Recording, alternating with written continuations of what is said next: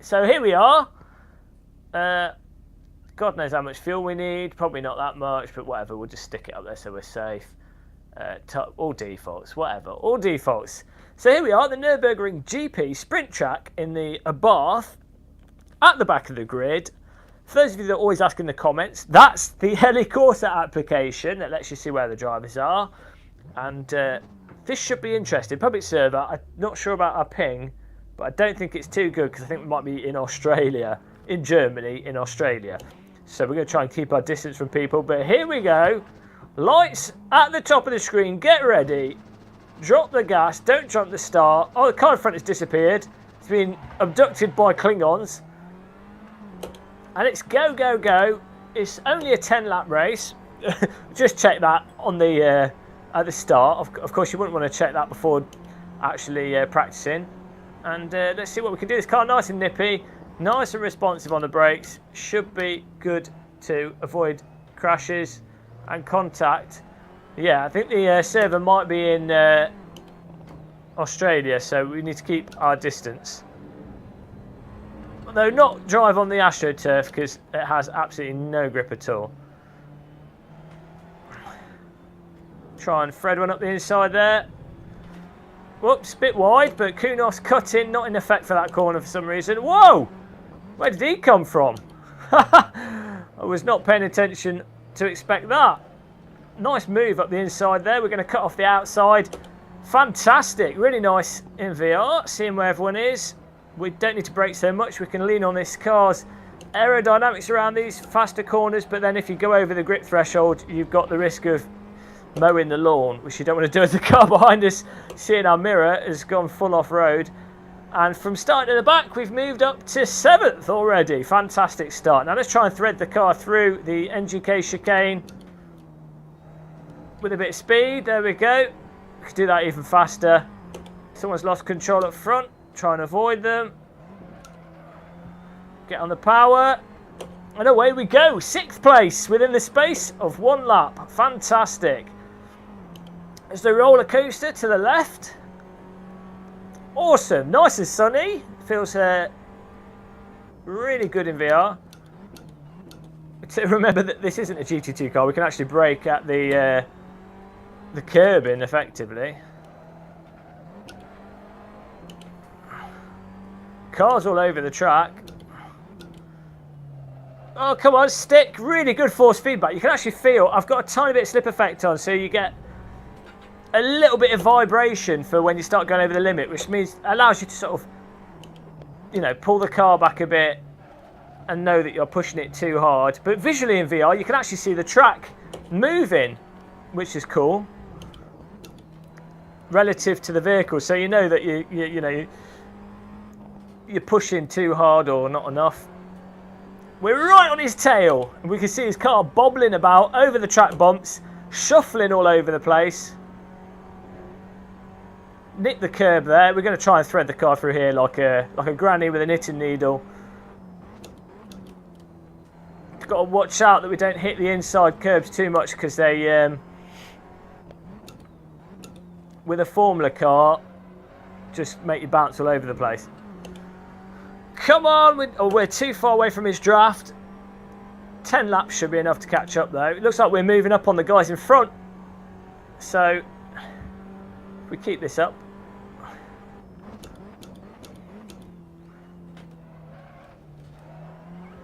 We've got to be careful getting on the power early there because this car, it's really smooth and progressive, but if you get on the power at a point where you've got a bit of steering angle and you do it just a tiny bit too hard, you can very easily just have the back end come out and then you sort of have to wait to pull it back in again and you lose a good sort of 2 or 3 seconds.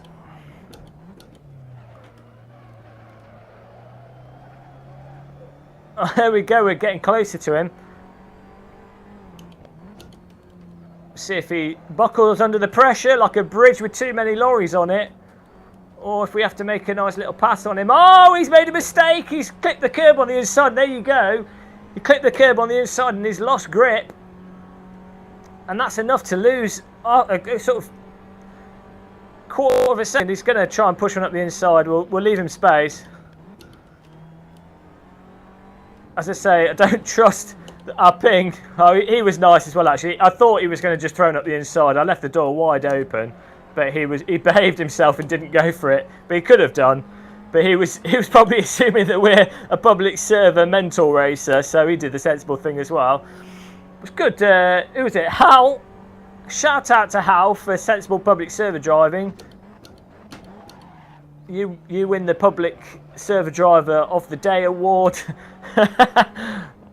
It's always nice on public servers when people actually give a little bit of respect. I mean, still drive aggressively and fight each other, but also give a little bit of leeway, a little bit of expectation that ping differences and that, you know, it's not a perfect environment. Oh, you've got to be careful. You can lock your brakes up over there. There's a bump just before that corner. Whoops. That you can lock your brakes up on. I think the guy behind us followed us. Followed us wide. He was using us for brake reference. Not a good idea. And he's gone off the track. Oh, and he's lost control in front. We're going to move to the right. He's gone to the left, and we're in 4th place. At this rate, we might end up with a podium finish from last to 4th so far. Half of the grid got abducted by aliens, though, so hardly fair. We can go through there even faster than that. I think it's not the education kit, it's like the fast version of it. There's 2 different configurations for that last corner. One of them is a lot harder than the other. That's for the slower cars, so you could just thread on through. They don't need to be slowed down so much.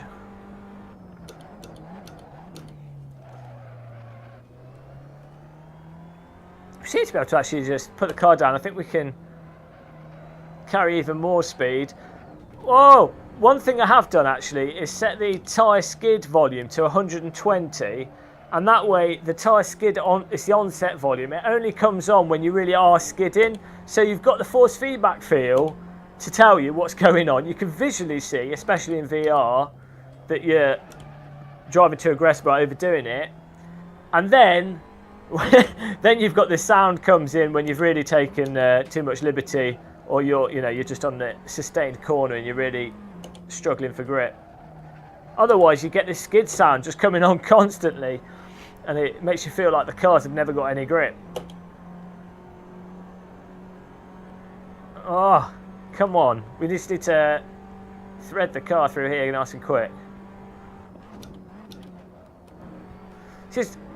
Might just be able to lift off and do that. As long as you get the car, as long as you've got enough front end grip to get the car turned in, we can do the rest of the corner without braking.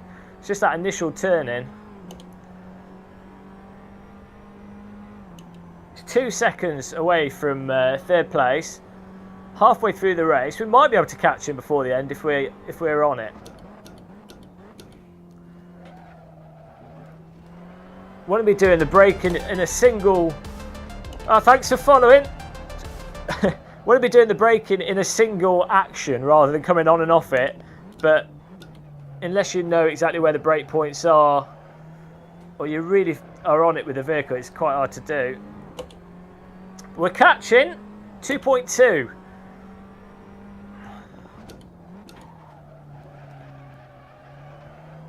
Yeah, because the back's so planted with this car, we can get on in 3rd gear at least. We can just get on it and not worry about it coming out. Just dabbing the brake round there. I don't think I need to. I just need to line the car up nicely, flow through there. I quite like this. I mean, it's a trainer car, but it's not like the like the Star Mazda. It's obviously a lot slower than the Star Mazda, but with the Skip Barber and the Star Mazda's trainer cars, they're quite harsh. Whereas this is, so direct and just goes where you point it. It's a lot easier. As the car in front, he's feeling the pressure. 1.9. We're eating away the time. We're reeling in the fish. Surely, dinner. The family are going to be able to eat tonight. Oh, he could go faster through there. We're on it. I bet he makes a mistake. Hopefully he doesn't. I'd like to get the opportunity to make a move on him. We're getting in tune with this car. We're going to try and... I'm not going to do it on this corner. We'll wait for... I'll probably do it down the start-finish line straight, unless he makes a mistake down here.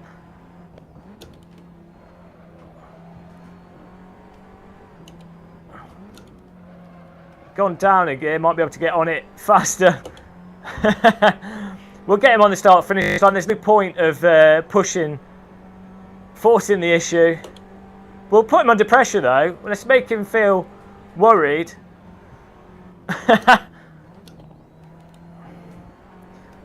Give him something to think about. I've totally compromised my position there. I tell you, I shouldn't have done that. I was trying to just get him to think about it, but as a result, pushed ourselves further back. So let's get back on his tail, and we'll be sensible.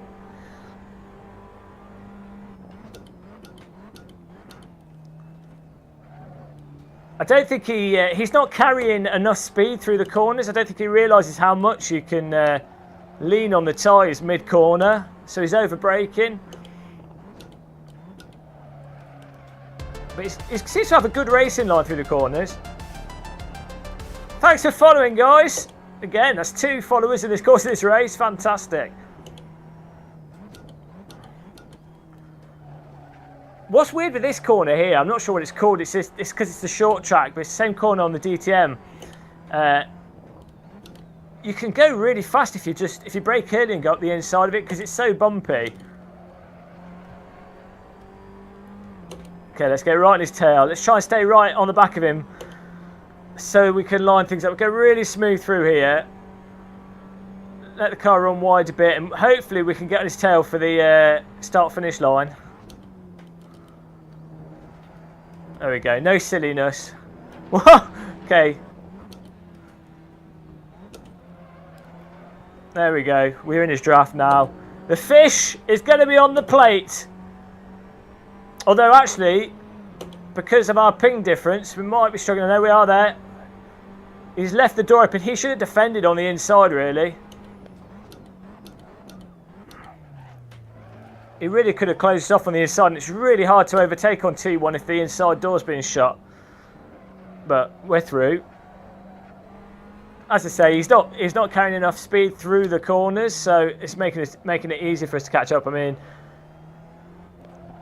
saying that though, I'm not carrying enough speed. I'm missing the points by miles. I can brake a lot later, and I can carry a lot more speed as well. So I'm not being critical of his driving particularly, because I'm not one to talk. There's always people that are faster than you. But I think that puts us in 3rd place at the moment. 2nd place. That's better than I was expecting. Whoa, there's 1st place guy right in the distance, like a little ant going for a jog up a hill. We've only got 2 or 3 laps left though, so I don't think we'll catch him. But from last to 2nd, can we... Oh, you can see there we got in a lot faster. But you can see there that the front end was a lot less willing to get stuck into the corner. Even though the high speed should give you a little bit more aero, on balance, there's going to be like a sweet point, and then if you miss it, you're going to be cutting the entirety of that corner and getting the crazy KUNOS Cup penalty, where you have to go to an old people's home for 40 years. And hopefully you can leave before you've died of old age.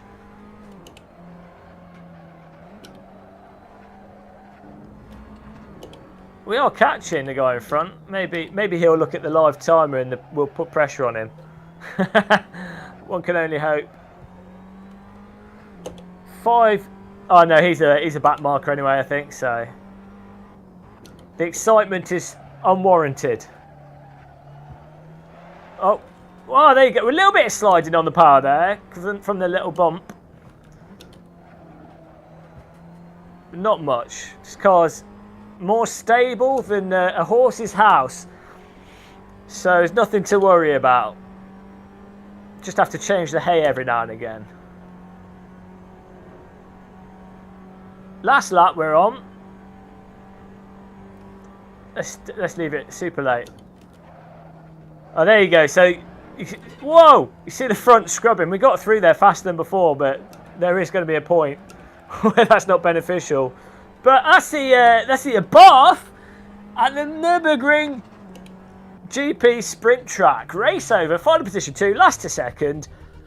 Australian race there. Fantastic.